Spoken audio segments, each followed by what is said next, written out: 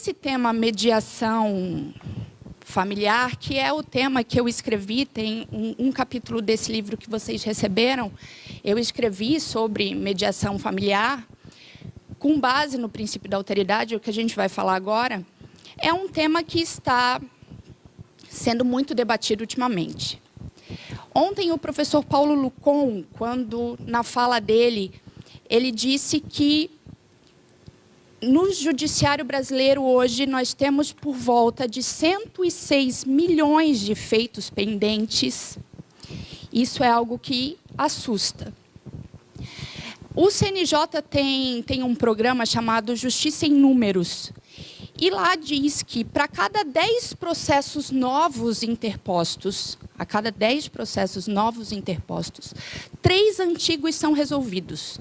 Ou seja, nós temos 7 processos sendo represados a cada 10 que estão entrando. Ou seja, brasileiro, ele litiga muito. Litiga porque gosta de litigar, muitas vezes, ou porque precisa litigar. Nós temos um rol de direitos e garantias que, muitas vezes, nos é retirado. Então, o brasileiro acaba indo muito ao judiciário por isso também. Só que, vejam, para quem advoga, para quem está no dia a dia, na prática forense, sabe o quanto está dificultando esse grande acesso à justiça. As pessoas buscarem no judiciário a resolução dos seus conflitos. As pessoas esperarem do magistrado uma decisão de mérito. Isso tem feito com que nossas ações levem muito tempo. As pessoas ficam cada vez mais angustiadas por uma decisão.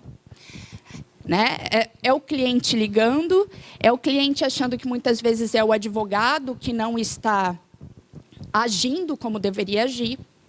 E nesse movimento, então, para a resolução dos conflitos, vem o novo CPC, trazendo com toda a força a mediação.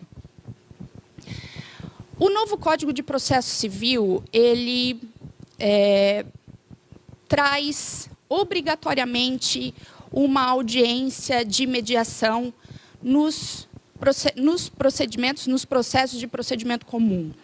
Eu sou professora de procedimento especial e hoje, quando eu começo conversando com os meus alunos a respeito de procedimento especial, eu digo para eles, olha, primeiramente, a grande diferença existente entre procedimento especial e procedimento comum, hoje é a realização da audiência de mediação. Essa audiência prevista lá no artigo 334, onde as partes o réu será citado para comparecimento numa audiência de mediação, ela é prevista em todos os procedimentos dentro do procedimento comum, exceto se ambas as partes se manifestarem contrariamente a isso. Ou seja, o autor lá na petição inicial, ele já anuncia que ele não tem interesse em fazer mediação. O réu sendo citado, então, para comparecimento em audiência, até 10 dias antes da audiência, ele se manifesta contrário também à realização dessa audiência. Sendo assim, não haverá a audiência de mediação. Eu vou falar de alguns paradoxos aqui quanto à audiência de mediação, depois tratando no direito de família, mas, embora eu vá falar de alguns problemas, eu sou uma grande entusiasta do novo Código de Processo Civil, bastante até. E alguns pessimistas de plantão, eles dizem o seguinte, quem não quer resolver, ele vai querer que seja feita audiência. O réu que não quer resolver, ele vai querer que seja feita audiência. Por quê? Ele ganha tempo. As pautas estão lotadas. Ou seja, eu vou me manifestar para que não tenha audiência de mediação. Se vai levar tanto tempo até que ocorra a audiência de mediação, então não, deixa lá. Até que ocorra, daí eu vou para a sessão de mediação, não vai ocorrer mediação, eu não quero mediar coisa nenhuma, mas nisso vai se ganhando tempo. Isso é o que dizem os pessimistas. Eu não sou dessa corrente, eu acho que a mediação, como a gente vai falar daqui a pouco, ela tem objetivos nobres. E assim deve ser.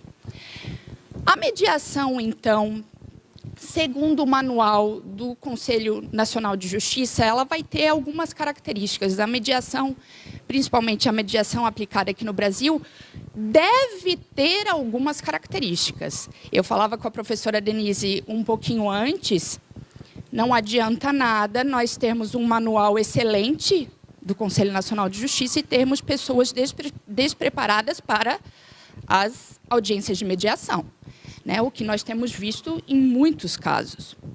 Mas, primeira característica, então, da mediação hoje no Brasil. O que nós buscamos?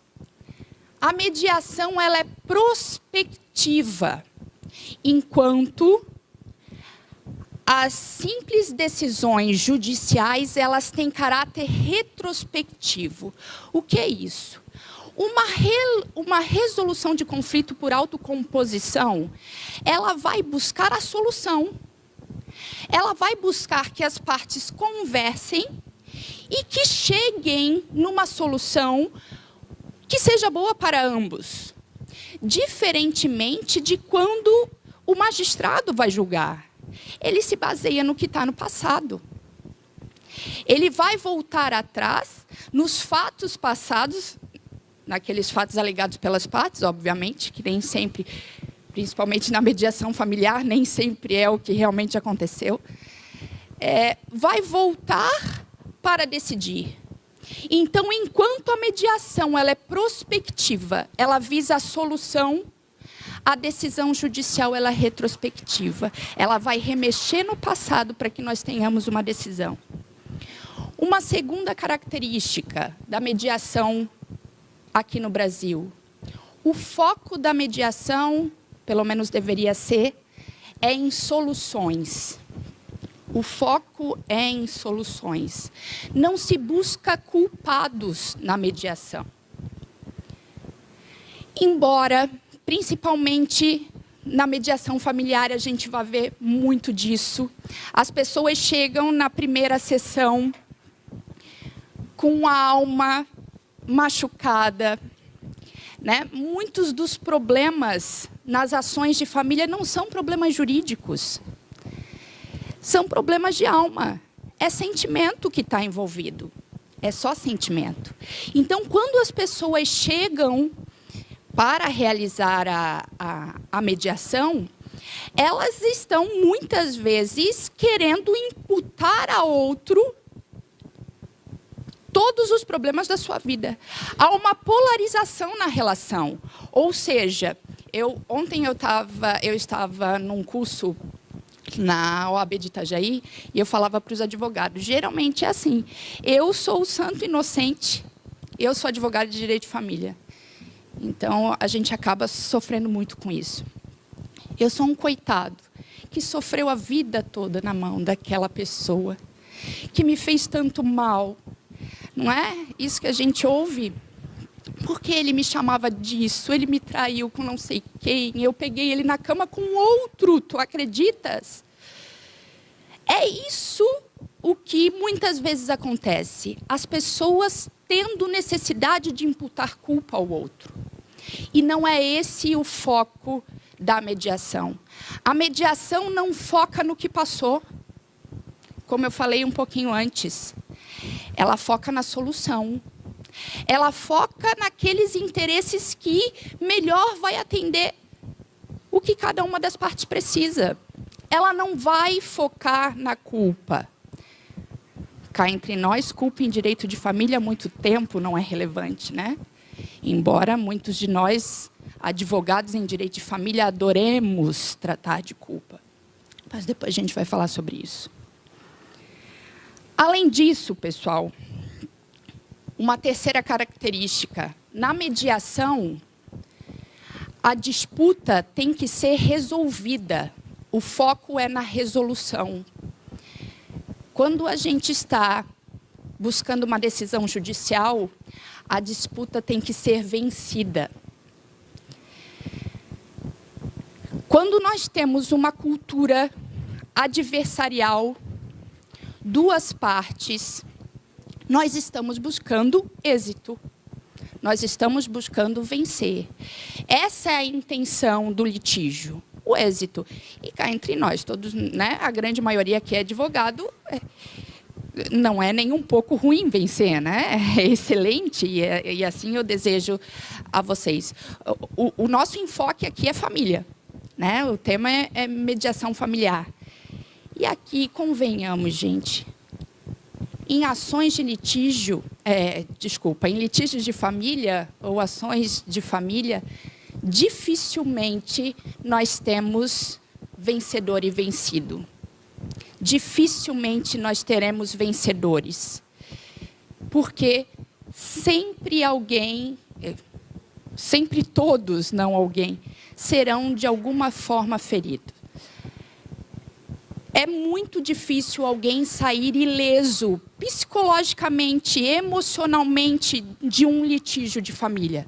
Muito difícil. Por isso que a mediação, especialmente nas ações de família, ela busca isso. Ela busca realmente a solução do conflito. Daquele conflito que, como eu falei para vocês, muitas vezes não é jurídico, é psicológico. Ele vai buscar, então, a solução real do conflito, diferentemente numa disputa judicial que vai buscar o êxito da demanda. Outra característica da mediação, nós temos a participação ativa aqui das partes integrantes da mediação. Diferentemente numa disputa judicial, onde as partes são praticamente figurantes, né? A decisão dela está na mão de um terceiro,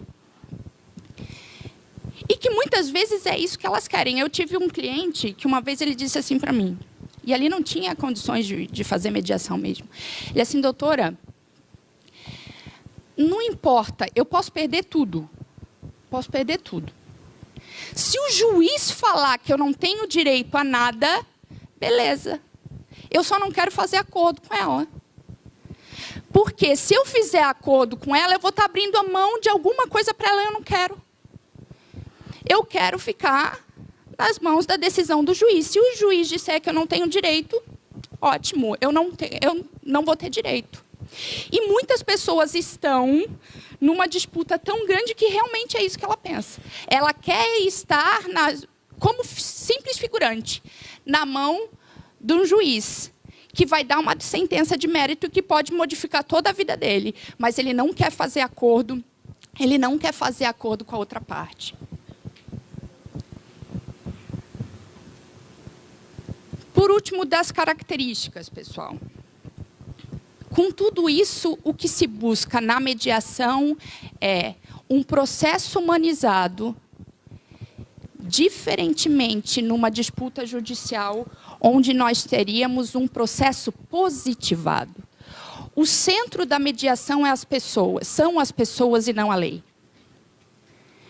Na mediação, busca-se o interesse das pessoas, e não simplesmente a efetivação da norma. Diferentemente de uma disputa judicial que deve ser observada a legalidade. Tá, Fernanda, e por que isso tem problema, né? Teoricamente parece ser tão bom a mediação, quais são os problemas então nela? Quando o novo Código de Processo Civil entrou em vigor, várias pessoas tratando das ações de família trouxeram dois grandes problemas e que eu vejo são dois realmente grandes problemas na mediação familiar. O primeiro grande problema é o seguinte, eu falei para vocês no início que a diferença entre procedimento comum e procedimento especial estaria baseado na audiência de mediação. Procedimento comum tem audiência de mediação, se ambos não quiserem, não vai existir audiência. Procedimentos especiais, em 2 casos, têm previsão de audiência de mediação, só em 2 casos. Ações de família e ações possessórias em litígios coletivos. Só nessas duas situações. Só que aí vem o problema. Nas ações de família, não há possibilidade das partes negarem a realização da audiência de mediação. Se os dois não quiserem audiência de mediação, mesmo assim haverá audiência. Vários já são os doutrinadores, eu já escrevi sobre isso no Empório do Direito, um texto alguns meses atrás. Vários doutrinadores criticam essa obrigatoriedade. Eu sou uma advogada que busco sempre mediar. Fico meses antes de propor ação, todas as vezes, tentando fazer acordo, porque eu acho que o trabalho do advogado deve ser, já no escritório, tentar mediação. Não adianta nada nós permanecermos, nós advogados, com uma cultura lá do Código de 1973, uma cultura ditatorial, adversarial, com o novo Código. Então, eu tenho o pensamento retrógrado, mas querendo aplicar uma nova lei. Isso não vai existir. Nunca vai dar certo. Há necessidade de mudança de cultura. Nós temos que começar a pensar realmente na possibilidade de resolvermos os nossos conflitos, até porque é mais rápido e mais barato. Resolvermos os nossos conflitos fora o judiciário, fora do judiciário. Então, eu fico lá sempre meses tentando fazer um acordo, tentando mediar as partes e tudo mais. Só que tem situações que não há possibilidade. Tem situações que não há. Sendo ação de família, mesmo eu tendo tentado no meu escritório mediar por meses, os meus clientes terão que participar da mediação no judiciário.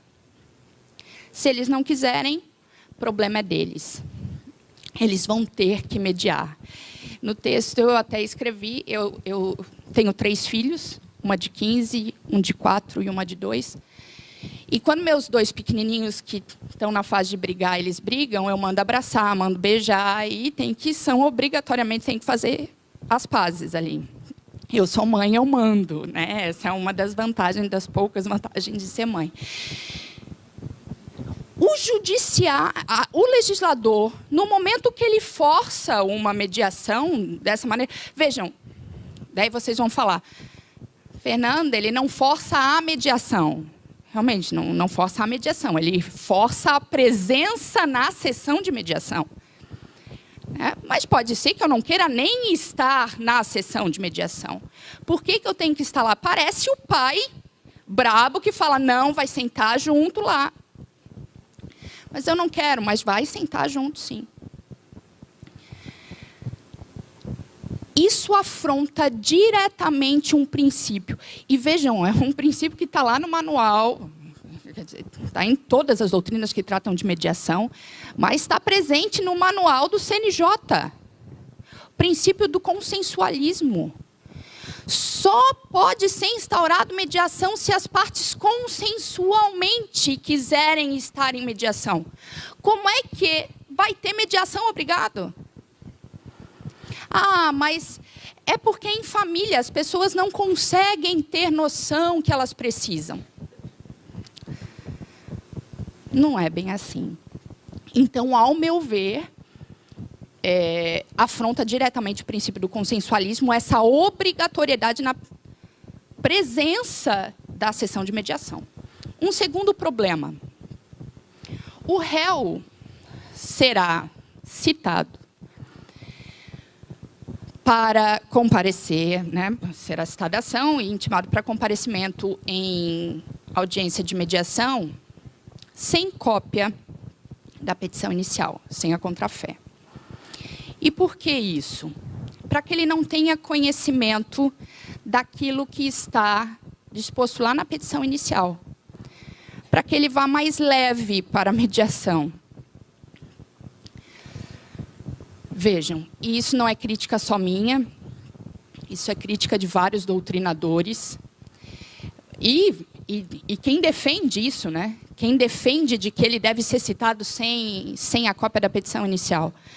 Quem defende diz o seguinte: como na petição, a petição inicial das ações de família tendem a ser um tanto apaixonadas, caso ele leia aquela petição, não o advogado, ele leia diretamente aquela petição, ele, primeiro, não vai querer mediar. Se ele for na audiência, ele já vai armado.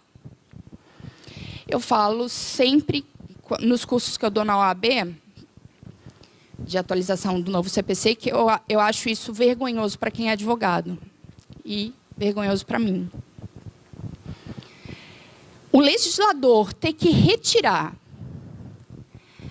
a possibilidade de cópia de petição inicial para que a pessoa vá numa sessão de mediação, porque o advogado não sabe peticionar, porque não sabe peticionar, porque ele coloca paixão na peça, isso é inadmissível.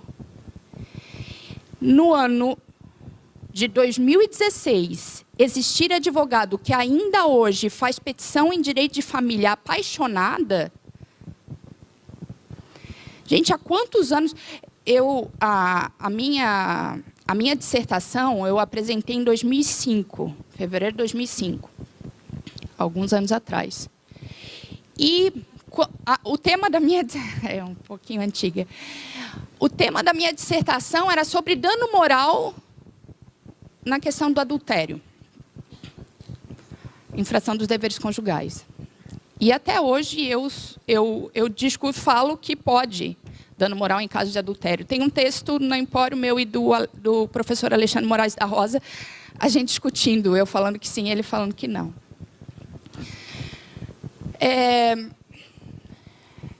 E lá, na época, eu já levei pancada na banca. Porque eles falavam, tu tá querendo discutir culpa em direito de família, isso em 2005. 11 anos se passaram e as pessoas ainda discutem culpa, numa ação que não precisa discutir culpa. Hoje, divórcio, preciso alegar culpa para divórcio? Não. Separação, alimentos, preciso? Não preciso. Para que alegar? Como uma peça que eu vi algumas semanas atrás, o advogado constando na peça de divórcio que o marido chamava a esposa de gorda. Quem é mulher sabe o quanto isso nos incomoda. Mas, vejam, precisa? Tem alguma diferença no desfecho da ação? Não há qualquer diferença. Para que isso vai estar na petição inicial? Então, isso fica uma crítica para nós, advogados, para que nós tomemos mais cuidado ao fazer nossas petições. Para que não ocorra isso, o legislador tenha que falar que não pode ir cópia da petição inicial para que a pessoa não vá tão armada. Vejam, tem doutrinador, e eu nem vou falar da afronta ao princípio do contraditório. Tem doutrinadores que dizem que isso daqui é inconstitucional porque afronta diretamente o contraditório. Isso daqui vai contrário a outro princípio também da mediação, que é o princípio da decisão informada. Ou seja, eu tenho que ir para a sessão de mediação sabendo exatamente para onde eu estou indo. E por que eu estou indo? Eu não posso ir achando que vou para... E convenhamos, o advogado pode ir lá antes e verificar a petição, né? Não é essa a questão. Mas eu digo, pessoalmente, a pessoa já tem que ter conhecimento. Então, há quem diga que isso daqui é inconstitucional porque afronta o princípio do contraditório, e há quem diga que, na realidade, só afronta o princípio da decisão informada, que é um princípio base da mediação. Então, esses são os dois grandes problemas da mediação familiar, hoje, a mediação das ações de família no Código de Processo Civil. Os dois maiores problemas. Tá, Fernanda, e qual seria a saída? para a mediação. Além de todos aqueles objetivos que eu falei antes para vocês, se vocês olharem o tema, a mediação familiar, o tema da minha palestra, a mediação familiar a partir do princípio da alteridade. Não tem como nós pensarmos mediação se nós não pensarmos em alteridade. O meu orientador doutorado, nós dois conversando esses dias, é professor Paulo Tarso Brandão, aqui de Florianópolis, para quem conhece. E o Paulo de Tarso, ele trouxe um conceito de autoridade que eu achei fantástico. Porque o que é alteridade numa perspectiva filosófica? A alteridade é eu ver o outro como sujeito de direito, assim como eu. Por isso que alguns dizem que é eu me ver no outro, porque eu ver que o outro é sujeito de direito também. E não teria como nós pensarmos em mediar se eu não ver que é um outro ser humano que está ali também. O Paulo de Tarso, então, traz um conceito que eu achei fantástico. Eu disse, professor, onde é que tu leu isso? Dele, sem lugar nenhum. Eu imaginei. Alteridade é o radical respeito à situação do outro. Porque ele disse, Fernanda, já dizia um autor, eu não tenho como saber o que é ser um morcego se eu nunca fui um morcego.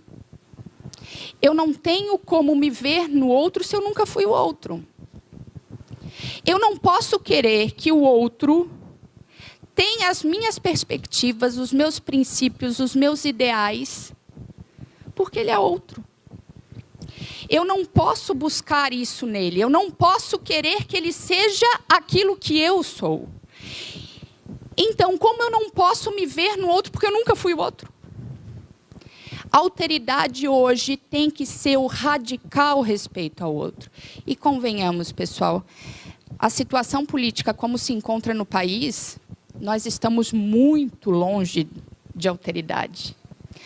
Hoje, qualquer motivo é uma situação apta a eu diminuir o outro, achar que o outro é menor do que eu, simplesmente porque ele é diferente. A mediação tem que buscar o radical respeito ao outro. E isso tem que partir de nós, que trabalhamos com direito de família. Advogado de direito de família tem que ter essa perspectiva diferente das ações em que ele está tratando. O outro lado não é simplesmente um adversário. É, sim, um detentor de direitos que merece o radical respeito do seu cliente. Então, pessoal, esse tema que eu vim tratar com vocês, embora seja um tema muito simples, não tem grandes novidades, muito simples, mas é só para alertar algo que eu falo para os meus alunos todos os dias e eu falo aqui para vocês. Nós precisamos mudar essa cultura de litígio quando se tratar principalmente de ações de família. Principalmente de ações de família. Todos nós, como advogados, queremos ter êxito. Mas, a partir do momento que nos propomos a atuar nessa área, nós temos que saber que, embora saia a sentença de mérito, quando o nosso cliente vai para casa, é ele que vai ficar lá com o coração ardendo. Porque o conflito dele não foi solucionado. Porque ele teve uma sentença, mas ele não teve uma resolução do conflito dele. E cabe a nós, juristas e aplicadores dessa nova cultura que está nascendo com o novo CPC, fazermos a diferença. E é isso que eu espero de cada um de nós. Muito obrigada. Boa tarde.